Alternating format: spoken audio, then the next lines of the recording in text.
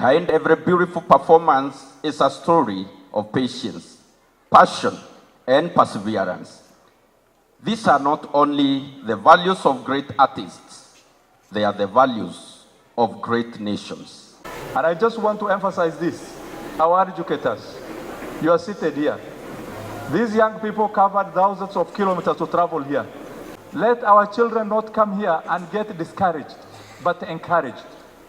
The ball is in your court, so we require a lot of fairness. Kwa hivyo sisi kama Equity tumesema ya kwamba tutasupport monetizing of talent kutumia hii jukwaa ambayo tumepatiwa na Wizara ya Elimu.